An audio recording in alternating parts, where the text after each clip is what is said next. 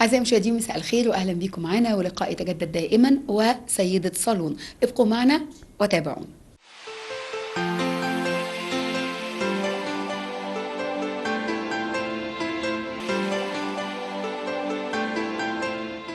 ضيفتنا وضيفتكم النهارده نموذج للسيده اللي استطاعت منذ الصغر ان هي تقوم نفسها بنفسها. ازاي ده عملته وازاي قدرت توصل لده؟ دي مساله كبيره جدا هنتعرف عليها في حلقتنا النهارده، لكن كمان هنتعرف على جوانب نفسيه كتيره جدا في حياتنا وفي حياه كل اللي حوالينا. ازاي نتعامل معاها، ازاي نقدر نقضي عليها، وازاي نقدر ننبسط بحياتنا ونستمتع بيها بابسط الطرق وباقصر المواضيع اللي احنا نقدر بيها نحل مشاكلنا كلنا ونقدر نكون على الطريق الصحيح. ابقوا معانا في حلقتنا النهارده في سيدة صالون مع ضيفتنا اللي هنستمتع كتير جدا بحوارها وبكتير جدا من المواقف اللي حصلت لها في حياتها، اللي ممكن تكون بتحصل لناس كتير جدا مننا لكن ما بناخدش بالنا منها. لكن مهم قوي ان احنا ندق ناقوس الخطر ليها عشان ممكن تسبب في مشاكل نفسية فيما بعد. يلا بينا.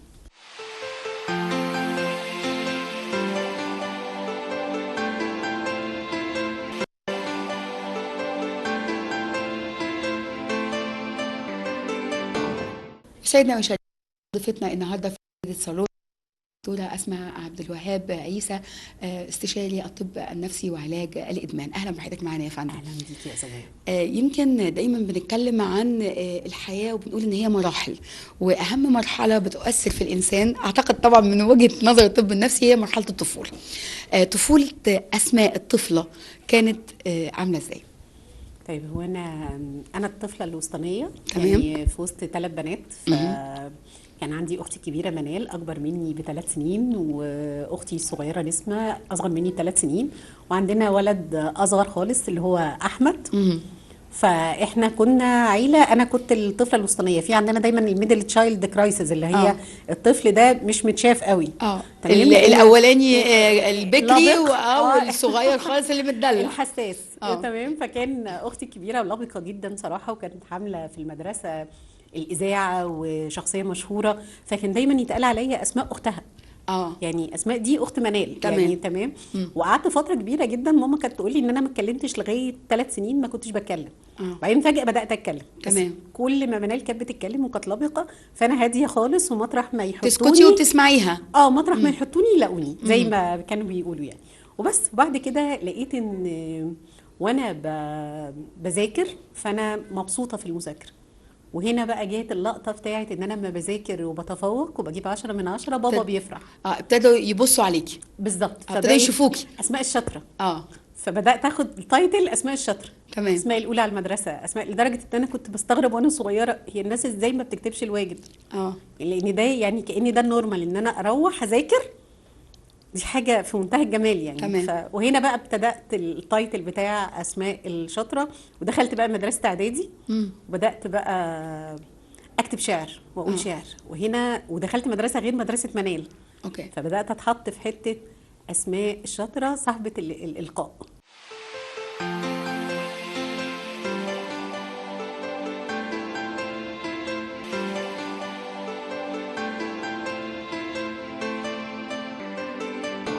دكتور أسماء، يعني فكرة الطفل اللي مرتبط بأخواته اللي أكبر منه أثرت في نفسيتك في المرحلة دي، أو استوعبتيها لما كبرتي إنه لأ أنا كنت ممكن أروح في حتة مش حلوة نتيجة تأثري بإنه أختي هي اللي عليها السبوت طول الوقت وهي اللي باينة؟ اخواتك الاثنين. لان الصغيره كان دايما رقيقه خالص وحساسه، فطول الوقت كان برضه واخده اللقطه في وهي صغننه. هي دي لقطه مهمه ومخلياني لغايه دلوقتي بستوعب قوي المراهقين. تمام. وده اللي اثر في شغلي، ان المراهق والشخصيه الحساسه محتاجه اهتمام اكتر. ودايما زي ما بنقول مشاعرها مغلباها. وده اللي انا عشته بقى في المراهقه، اني هو انا ليه مش محطوط عليا السبوت زيهم. وده خلى معايا وقت ان انا طول الوقت اقول الشخصيه الحساسه دي كريستاله. لان بعد العلاج النفسي وبعد ما انا اتدربت بقى في الطب النفسي وبعدين خدت علاج نفسي فترات كبيره، بدات اعرف يعني ايه ان لما يبقى الانسان ربنا رزقه بطفل حساس هو محتاج اهتمام اكتر، محتاج رعايه اكتر. وطول الوقت هو مشاعره فياضه طول الوقت بدون تمام. انت طلعتي من الكرايسيس دي او من المشكله دي بان انت تفوقتي، لكن كان ممكن لو انت مش متفوقه تفضلي محطوطه في النقطه دي، مظبوط؟ عشان كده مهم قوي ان احنا نبص على اولادنا، ايه النقطه اللي عندهم اللي ممكن تحطهم في حته يشوفوا نفسهم فيها واحنا كمان نشوفهم اكتر. كل طفل بيبقى ليه ميزه خاصه بيه. تمام. ماشي، بس لما يتشاف ويتحس ان هو دي حتته، يعني وده اللي انا يعني دايما كنت اقول وانا بصلي اقول يا رب خليهم فخورين بيا. تمام. الحمد لله حققت الحلم ده، بس اللي هو كانه كان احساس كنت طول الوقت بشده. تمام. وده خلاني على فكره اثر فيا ان انا ما عشتش طفولتي زي الباقيين، انا كنت قاعده بذاكر. تمام. احيانا لما ده بيحصل غيرة شديدة جدا ما بين الأخوات بعضهم وبعض، وبينتج عنه بعض المشاكل النفسية القوية جدا اللي ممكن تؤدي للأسف أحيانا إلى جرائم أو إلى مشاكل أكبر وأكبر وأكبر. تقولي إيه للولاد؟ يعني معلش إحنا دخلنا في الطب النفسي على طول، بس عشان المعضلة دي إحنا بنواجهها كتير قوي في أسرنا المصرية وفي ولادنا. بشوف إن الغيرة حلال الغيرة. ايه بس بنسبة. طيب يعني انا ليا رايي الخاص. تمام. طبعا. خلينا نقول نظرياتنا بقى. طبعا. تمام. الغيره الحلال دي معناها ان الطبيعي خالص ان احنا لو 2 مولودين في بيت واحد في غيره، زي غيره الراجل ومراته، زي غيره الست وزمايلها في الشغل. الغيره الحلال دي ان انا شايف الاخر عنده ميزات وعايز انا كمان يبقى عندي نفس الميزات.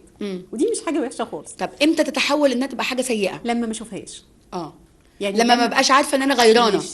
انما دايما حتى في العلاج الجمعي باعاده المعالجه اللي بيتم في الاوضه الجميله دي، دايما بنقول للناس حلو ان انت تكون شايف غيرتك. انت شايف ان انت بدات تغير، فبدات افعالك تبقى صعبه. لما الغيره بتتحول مرضيه، في فعلا مراهقين البنت تقص شعر اختها مثلا. تروح تضايقها ويمكن المسلسل بتاع 100 ترم اللي اتذاع اللي هي الاخوات تغير من بعض عشان ليه انا ماما وبابا بيحبوني وانتي لا. ليه انا ابقى طول الوقت في حته والاخرين. وده اللي انا بعانيه مع العيانين النفسيين هنا، مع المرضى، انه طول الوقت في مقارنه، في ازمه للمدلع. يعني حتى اللي محطوط عليه السبوت حاسس بالم. وده اللي انا شفته مع اخواتي، ان منال ونسمه مثلا وهم محطوط عليهم السبوت، منال اللي هي الكبيره واخده الم شديد قوي انها طول الوقت متحمله المسؤوليه، هي ما بتعرفش تريلاكس. بابا وماما توفوا، هي برضو واخده وضع الكبيره القياده. ما كانه دور اتحط وحد يعني لبسه. يعني فده مؤذي لكل الاطراف. عشان كده بقول حتى المدلع فيه لعنه المدلع.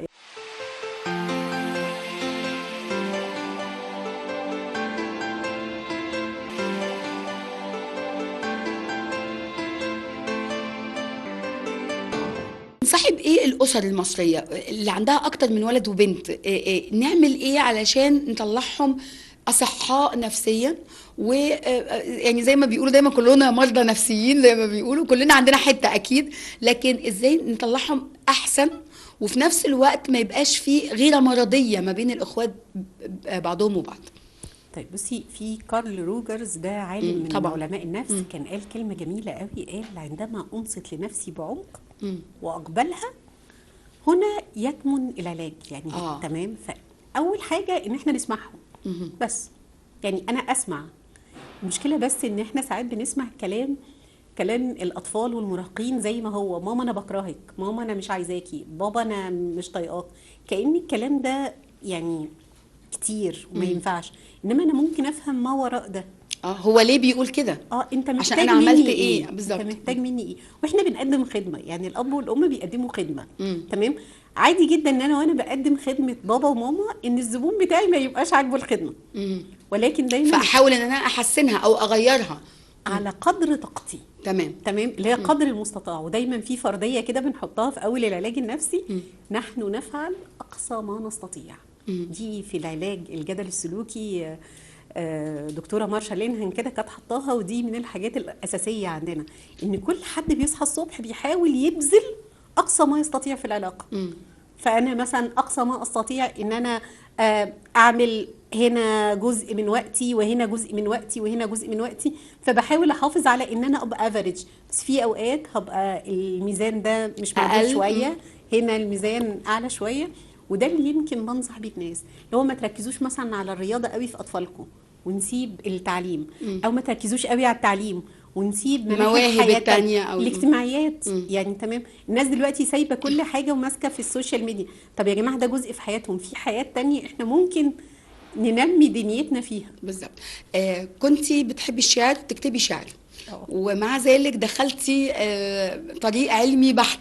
صحيح بعد كده موضوع الطب النفسي فيه طبعا جزء كبير جدا من الادب الادب والشعر والاجتماعيات وغيره، لكن في البدايه انت كليه عمليه 100%. النقله جت ازاي؟ دي من ضمن الصعوبات تحديات ان انا حد حساس قوي وبيحس قوي، ودايما شايفه ان في تالنت ان انا يعني بشوف الحلو في الناس، فدي حاجه لطيفه. ولكن في لقطه كده، بابا كان كليه حقوق، ده راجل كده كان يعني طول الوقت كان بيحب شغله قوي وبيحب يتفوق فيه، ويمكن من الناس اللي خدوا وكيل وزارة في وقت قياسي صغير. فكان دايما الحته الادبيه، وان احنا دايما لازم نتفرج على نشره الساعه 9، حاجه مقدسه، ما فيش حد اسمه انه يدخل الاوضه دي. نشره الساعه 9 لازم نحفظ كل اسامي الوزراء ورؤساء الدول والدول نفسها، كأن جزء من الثقافه العامه، ده جزء اساسي في البيت، في حياتك. وان وجبه الغداء اللي هو كل واحد بيقول احنا عملنا ايه، ودي احنا ما عرفناش قيمتها غير بعد ما توفوا، اللي هو الوجبه اللي بتجمعنا ونقعد نحكي كلام ممكن شويه ما يكونش منطقي يعني، بس يتسمع. تمام. فدي كان جزء. الانصات شيء مهم جدا. الانصات شيء مهم. ماما كان عندها برضو فكرة ان التعليم ده حاجة تاج على رؤوس البنات يعني، وتعليم كل حاجة يعني، تعليم العلم وتعليم الشغل بتاع البيت. وده يمكن من الحاجات اللي دايما اقول للبنات المراهقين عليها، اللي هو تمكين المرأة. اعملي كل حاجة ومش مشكلة تعمليها امتى، يعني اعمليها واعرفي اعمليها، بس اعرفي اعملي اكل، اعرفي اعملي شرب، بس مش مشكله هنمارس ده قد ايه. ما ناخدش بس ان انا امراه عامله فانا بشتغل فاهمل بقيه مناحي الحياه الخاصه بكوني امراه. لا، تمكين لازم المرأة. لازم ابقى في توازن ما بين الاثنين في كل حاجه، في ان انا اعرف استمتع بالوقت، وده اللي يمكن انا ما عملتوش وانا صغيره بس بعمله مع اولادي دلوقتي، اللي هو تمام. استمتع ازاي ان انا كنت طفله. يعني وانا يعني كنت يعني مغموره في حته ان انا ابقى شاطره عشان اعجب بابا وماما، بس كنت محتاجه حد يقول لي افرحي شويه الناحيه التانيه. بس ده عمل عليكي لود، عمل عليكي يعني ضغط كبير. يعني عرفتي تعالجي نفسك بنفسك؟ لا طبعا اتعالجت مع مشرفين. مفيش حد بيعالج نفسه بنفسه. في حاجه اسمها ان احنا بنتعافى، ان احنا بنشوف يعني مشرفين ومعالجين. ويمكن انا بحب العلاج الجمعي، لان انا شفت ان رحلتي، انا شفت لقطه ان انا اخترت ان انا اذاكر ويتحط عليا تايتل اسماء الشاطره من العلاج الجمعي، تمام. لما اختبرت تدريب علاج جمعي لمده 3 سنين على ايد دكتورنا استاذ رفعت محفوظ، دكتور محمد طه طبعا. خدت لقطه كده، ايه ده لما الناس وهي بتشتغل في السايكو دراما، واحنا ده انا خدت قرار لا واعي وانا صغيره ان انا اتحط في حته اسماء الشاطره. تمام. والمدرسين صراحه اثروا الحته دي بشكل، اللي هي الاحكام الايجابيه اللي بزياده، اللي هو اسماء الاولى، لدرجه ان انا لما دخلت كليه الطب، طبعا احنا كلنا اوائل في كليه الطب طبعا، فان انت تتفوقي فيها دي صعبه جدا. صعب. اوكي، مع حد حساس، مع حد كان مدارس عربي مش مدارس عملت انجلش لك مشكله شويه جدا في اول سنتين، كانوا يعني من اصعب ازاي انا مش سنتين. الاولى، ازاي انا ازاي ان الناس بتقول كلام مش هو ده اللي جواها، ازاي ان الناس بتعرف تظبط الامور. انا الفيرست جينيريشن دكتوره في العيله، يعني انا اول دكتوره في العيله. فاللي هي فكره هو ليه انا يعني الموضوع كبير، وحد كان محتاج يبقى جايد قدامي. ويمكن ده اللي مخليني دلوقتي انا مدربه زماله مصريه. تمام. فكل ما يجي حد يخش اقول لهم تمام، انا ممكن ابقى الجايد بتاعكم، اوريكم الدنيا ماشيه الدنيا عامله ازاي.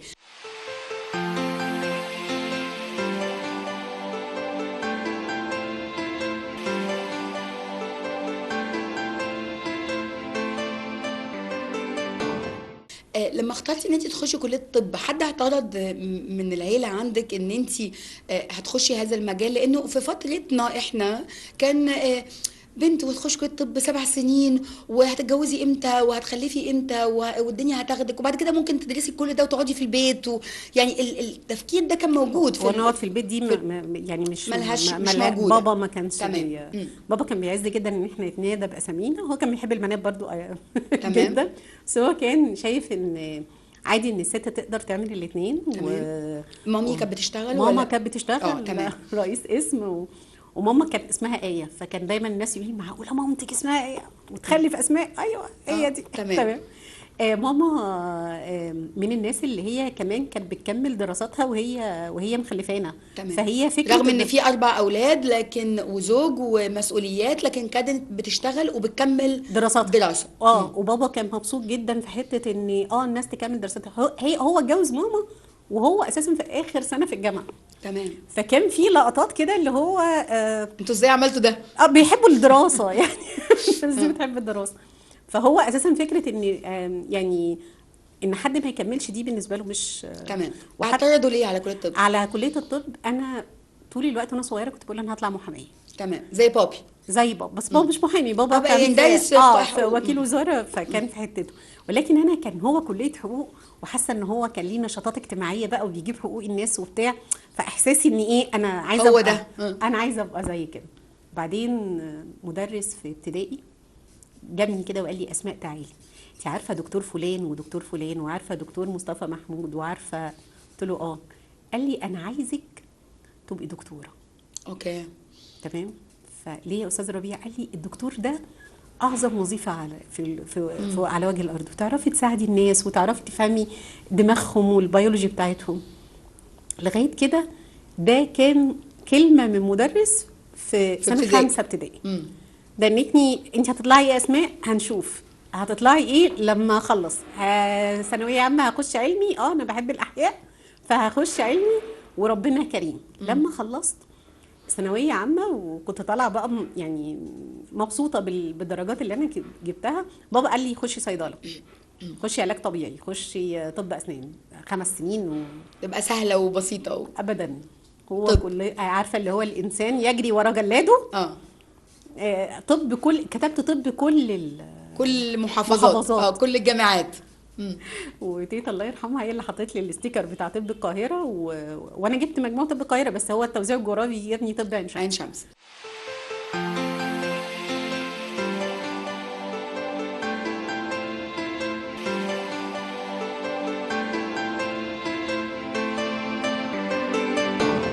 دكتور اسماء، دخلتي وقررتي ان انت هتكملي، صاحبتك قالت لك مخ واعصاب، لكن انت ما دخلتيش مخ واعصاب، دخلتي طب نفسي. ليه؟ عشان هو النفسيه والعصبيه مع بعض. وعشان النفس دي اصعب من المخ والاعصاب. يعني انا الاثنين طبعا جمال جدا. طبعا. والاثنين مرتبطين، بس التعب النفسي ووصمته في المجتمع المصري صعبه جدا. كتير قوي بيقولوا انا اسفه طبعا في الكلمه، بس الصوره اللي متاخده عن طبيب النفسي انه ماكي شعره هيتاثر بعيانينه ودنيته صعبه. اللي معروف عالميا انه طبيعي انه الطبيب النفسي بيتاثر بعيانينه، وعلشان كده الكود العالمي للطب النفسي انه المفروض انه كل طبيب نفسي بعد فتره بياخد بريك، وهو نفسه بيعمل ثيرابي مع دكاتره اكبر منه علشان يطلع الطاقات السلبيه اللي جواه اللي بياخدها من العيانين. دي حقيقه. بس الاول يعني واحنا بندرب الدكاتره الصغيرين بنقول كده، مفيش معالج نفسي يمد ايده على العيان من غير ما يتعالج. بنقول دايما ان احنا الادوات اللي بنخش مع الناس اوضه العمليات، فما ينفعش انا اكون ملوث لان هلوث الجرح بالظبط، او هعمل حاجه اسمها بروجيكشن، هعمل اسقاط على العيان نفسها. وفكره الثيرابي دايما الناس يعني انا بقيت شايفه صراحه في المجتمع بتاعنا بقى في وعي كتير جدا للثيرابي. بالظبط. الناس يعني بقت تيجي في مشاكل عاديه وعايزه اكتشف نفسي وعايز اتعامل مع نفسي، ولكن الناس ساعات بتستهزأ بالطب النفسي. ده فرع من فروع الباطنه. طبعا. يعني احنا دارسين، انا دارسه 7 سنين طب، 3 سنين ماجستير، 10 سنين دكتوراه، الزماله كانت 4 سنين في النص يعني، فده كله دراسه. لما يجي حد يقول لي الطب النفسي انتوا بتطبطبوا على العيانين، لا مش بنطبطب على العيانين، لا احنا مش بنحكي يعني ده كل كلمه ليها معنى وما وراء المعنى. كل حركة ايد وكل ايماء، كل شيء ليه معنى كبير. كل انسان قصه، وكل قصه يعني تستحق ان احنا نرويها، تمام، يعني نحكيها. مم. ويبقى فيه شاهد وموثق ومؤرخ، وهو ده وظيفه المعالج النفسي، تمام، ان هو يشهد على تطور الانسان. ما بتضايقيش يا دكتور لما بتلاقي نفسك تعبتي في 7 سنين دراسة وماجستير ودكتوراه وزمالة، وتلاقي حد خد كورسين 3 وبقى اسم بيلمع وموجود في العلاج النفسي؟ لا ما بتضايقش. في فيلم كده للاطفال انمي، كان كرتون بتاع الفار الطباخ، كان يقول الطبخ للجميع. انا شايفه ان العلاج النفسي ممكن يبقى للجميع according to حاجتين: دراسه واشراف. تمام، ودراسه عميقه، وما نستخفش بعقول الناس. ما بتضايقش لان في ناس عندها تالنت وبتكمل صح، في ناس فعلا تمام. اسامي بارزه كويسه. ويمكن انا بستعين بلايف كوتشنج للناس العاديه، مش كل الناس بتحتاج طب نفسي. بس بعد ما اعمل لهم تقييم واطمن ان هم تمام، او في مرحله من مراحل العلاج بحولهم للايف كوتشنج، احنا كده تمام. تمام. الاخصائي النفسي بيعمل اختبارات، بيعمل جلسات نفسيه، ده برضو ليه شغله. تمام. حضرتك متزوجه من زميل دراسه، تمام، قصه حب كبيره، لاف ستوري. هو تخصص مختلف تقريبا، عظام مش كده؟ ما فيش غيره طبيه ما بينكم، او غيره على المستوى المهني بشكل او باخر، او هو ازاي ساعدك او وقف جنبك؟ احمد رزق ربنا ليا، يعني احمد تقريبا دخل العيله قبل ما يتجوزني، يعني اللي هو يعني هو والده ووالدته في قطر، فكان هو هنا بدأ الحياة ان هو يبقى معايا في الكلية، وبعدين كنا في القوافل الطبية وتعرفنا على بعض. وبعد شوية بابايا دخل المستشفى، فاحنا اتقرت فتحتنا في المستشفى. دي بداية مبشرة يعني. والعيلة حبته، ولما جينا نتجوز فعليا كنا 2 في امتياز، ومرتباتنا اللي هي الحاجات البسيطة دي. وكملنا، وكان عندنا باشن ان احنا هنعتمد على نفسنا بقى ونعمل ونسوي. فكانت البدايات مبشرة. وطبعا قابلنا صعوبات كتير، لان طبعا احنا لسه بنفهم بعض. ودايما بقول في اول كام سنة جواز الناس عرضة للطلاق اكتر ما عرضة للتكملة، الاستمرار. وخصوصا ان احنا الاثنين الفرق ما بيننا سنة، يعني هو اكبر مني بسنة، فاللي هو سن قريب، فنفس المشاكل هي. والدراسة بقى اللي احنا بندخل ماجستير، والدنيا صعبة، وانا شوية حمل وولادة، فالدنيا كانت فيها مشاكل. ولكن احمد كان طبعه هادي.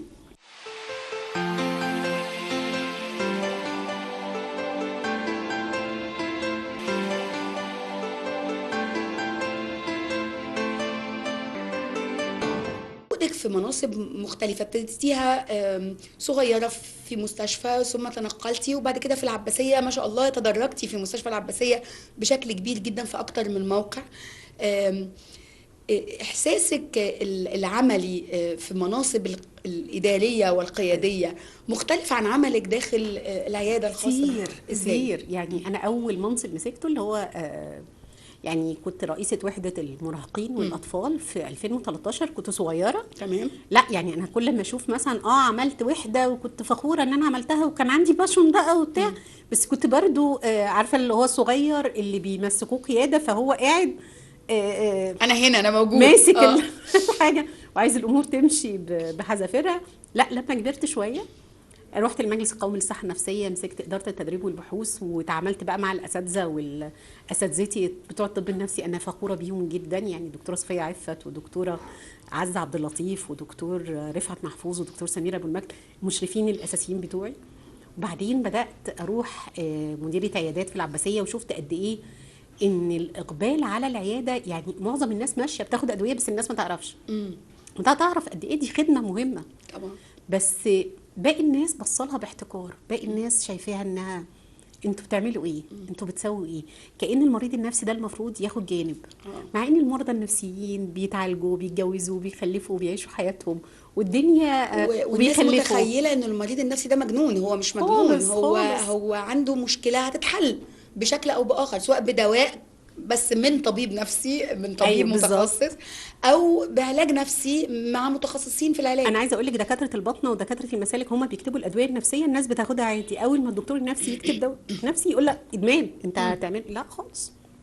انا اخد الحشيش يا دكتوره بس ما اخدش الدواء يا حبيبي، ما يعني ناخد العلاج. بالظبط. اللقطه بس بتاعه المناصب، اخر بقى منصب اللي هو مديره الشؤون العلاجيه في الامانه العامه للصحه النفسيه، حسيت بقى ان كميه مستشفيات مصر قد ايه بتعاني، وبنعاني اكتر من قله الدكاتره النفسيين. ناس طبعا كلها ساعات بتسافر ومش عارفه ايه، فاللي هو لا، والناس الهجوم اللي على العيادات اكتر والخدمه اكتر، فحسيت فعلا لا في تقل.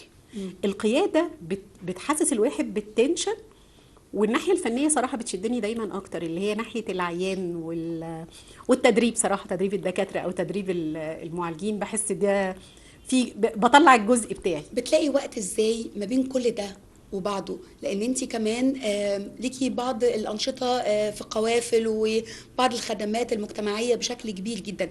بتنظمي وقتك ازاي علشان تحققي كل ده بتوازن المطلوب؟ طيب احنا دايما بنقول كده في اللي هو الجدول اللي هو بتقعدي تكتبي قولي مني وايه اللي هيفرق وايه اللي بسرعه وايه اللي نص نص. ودايما كل فتره كل 3 شهور كده بنعمل حاجه اسمها تقييم بسيط، ان انا عايزه اقيم هو انا ظبطت ايه وايه اللي وقع مني. واحيانا بنقعد نعيط ونصوت عادي، ده نورمال. بس في اوقات البيت مش لازم يقع، عشان يعني طبعا في اوقات دول مسؤولين مني، مش وعيانيني مسؤولين مني. وانا دايما بقول للناس وبعلمهم العيانين خط احمر، يعني ما ينفعش حد يجي عليهم. الناحيه الاداريه او صراحه العيله بتاعتي مستحملاني، يعني اللي هي العيله بقى اللي هو شايلينك، شايلني، ما حدش بيقول لي انت ما بتجيش، انت ما بتعمليش. لان صراحه باقي العيله بعد وفاه بابا وماما اللي هو كل شويه انت فين انت فين انت فين. انا فعلا مقصره معاهم كتير، بس هم شايليني، يعني بيشوفوني في المناسبات ومحدش بيعترض بيلوم عليا، فده شيء كويس.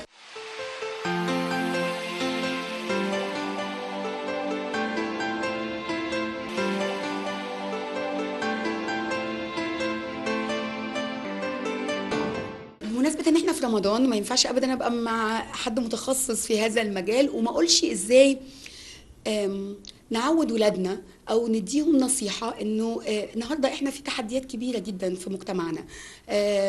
الماسك على دينه ده شيء صعب مش سهل، واحيانا بياخدوا الموضوع بشدة وده بيجيب ممكن نتيجة عكسية، واحيانا بتهاون وده برضو مش صح.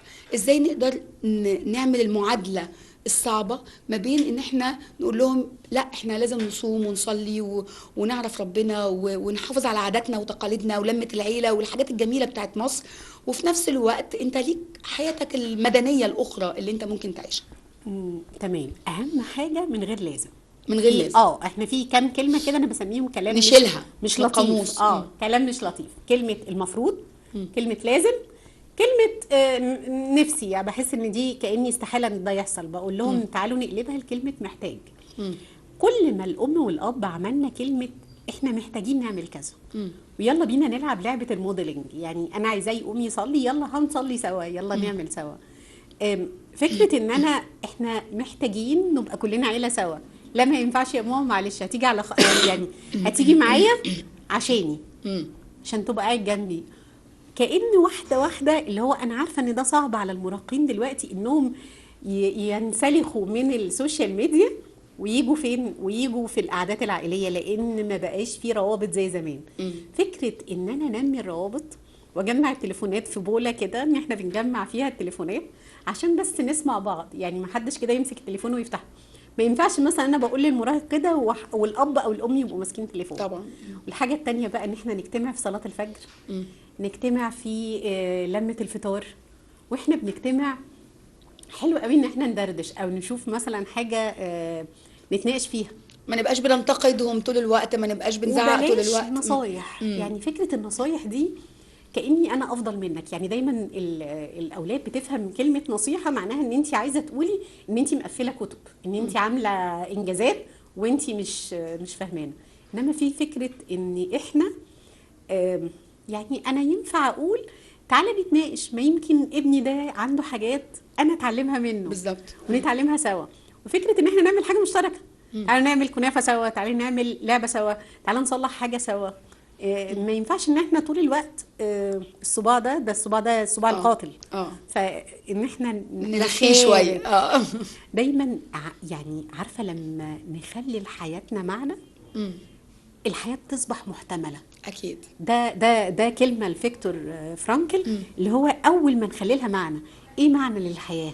تمام. تعالوا نبدا حاجه اسمها بيلدينج ماستري. تعالي نقول دلوقتي ان احنا في خلال ال3 سنين هنعمل حاجه، نبني حاجه. بس دايما بشوف ان احنا مستعجلين، الدنيا بتجري فاحنا كلنا بنجري. مش شرط ان ابني اللي عايز يقعد دلوقتي لوحده انه هيكمل كده، ما ممكن بعد شويه يحن للعيله طبعا، بس اختيار الوقت المناسب ونصبر عليهم ونصبر على نفسنا كمان. يعني انا بحس ان دايما احنا عندنا مشكله في التراحم. الام العامله والزوجه العامله والدكتوره والاحتراق النفسي اللي حضرتك شاورتي عليه، بيبقى فيه لقطه كده ان احنا محتاجين نتراحم. يعني اللي هو بالراحه على نفسنا. بالراحه. ويمكن فكره الدكاتره اللي انا بعالجهم اللي هو بالراحه. تمام. احنا بنسعى.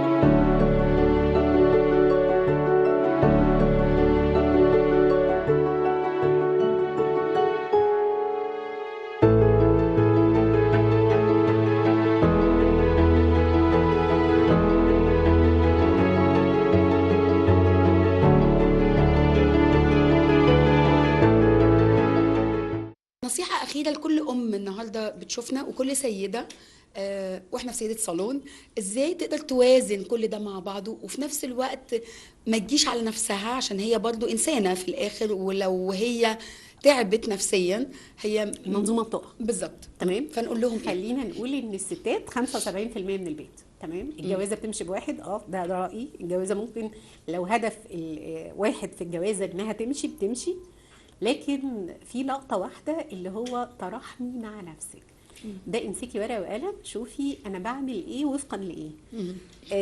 في مقوله كده ان احنا بنمشي according to قيمنا. فلو انا قيمي العطاء فانا بدي وانا مش منتظره اخد. عشان في ناس اللي هو انا بدي لاولادي بس انا يعني ماسكه التشيك ليست، انا عملت لكم فانتوا هتدوني ايه؟ فلا هنلغي ده. انا اديت لجوزي فهيديني ايه؟ لا، ما هم ممكن ما يديش. بس وانا بعمل كده مش انا فرحانه؟ يعني لما انا بعمل لهم الاكل مش انا فرحانه؟ لان العطاء ليه متعه. يعني اللي بيدي دايما المؤمن القوي احب الى الله من المؤمن الضعيف. طبعا. اللي قاعد بيدي فلوس ده مبسوط. لما بندي حاجه بنتبسط.